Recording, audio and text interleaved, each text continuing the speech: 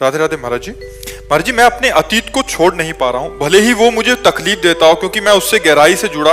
लोग कहते हैं कि अतीत को भूल जाओ, पर सच्चाई है कि उसे भुलाना आसान नहीं है। मैंने अतीत का भाव क्या है आपका? होना, जैसे ब्लड कैंसर भी हुआ था और फिर उसके बाद मेरे को मतलब ये था कि जो दोनों है। अरे भाई, ये शरीर ही नहीं रहेगा, कितने दिन से बचा पाओगे? कितने दिन से अरे छोड़ो, सब स्वप्न है। वर्तमान को संभालिए, वर्तमान में नवीन चिंतन कीजिए, भगवान के नाम का चिंतन कीजिए। आगामी आपको क्रिया क्या करनी है, कौन सा कर्म करना है, वो कर्म धर्म युक्त है, उन्नति देने वाला है या अवनति अधर्म युक्त है, ये चिंतन कीजिए। भगवान के नाम का चिंतन कीजिए।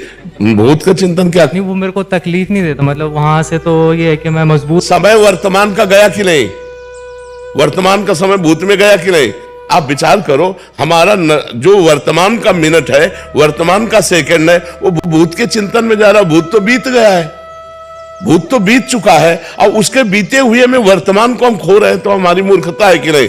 इतना कीमती समय है, जिसने समय को कीमती समझा वही महान हो जाता है, और जो समय को कीमती नहीं समझा वही अधम हो जाता है। आज हमारा समाज समय को नहीं देख रहा है, व्यर्थ में समय को नष्ट कर रहा है। हमारा ये सेकंड व्यर्थ क्यों जाए? राधा, हम चिंतन करेंगे आगामी कर्म का, हम चिंतन करेंगे वो धर्म का, हम चिंतन करेंगे नाम का। भूत बीते हुए का हम क्या चिंतन? हमें अब क्या करना है? ये चिंतन करेंगे नाम जप करते हुए। बीत गया तो बीत गया, उसके लिए क्या चिंतन करना है?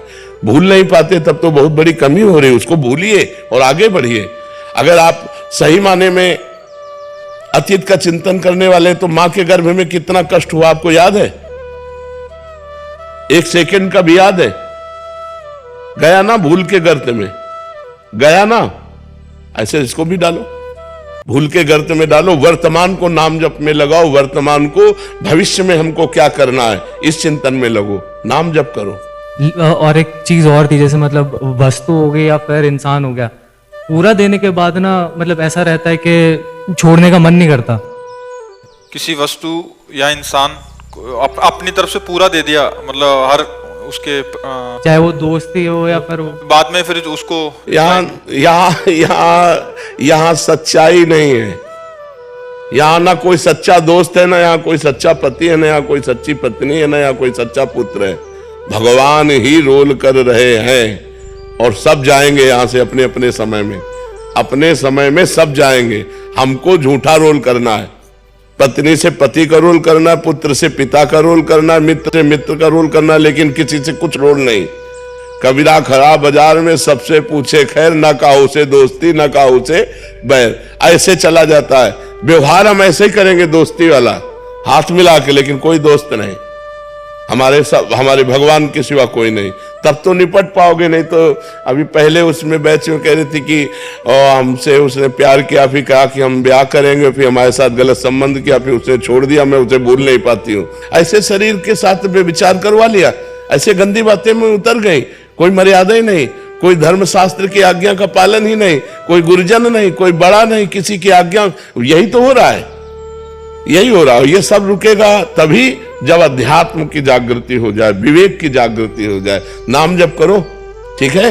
वो वस्तु भी छूटती है ना, तो ऐसा लगता है कि भाई मैं मेरे एक पार्ट। ये आप नहीं, सबको लगता है ये सब। ये मोही संसार, रागी संसार, इसमें सबको ऐसा लगता है। एक पेन से भी प्यार हो जाता है। तो हम कह रहे हैं कि ये राग वृत्ति है।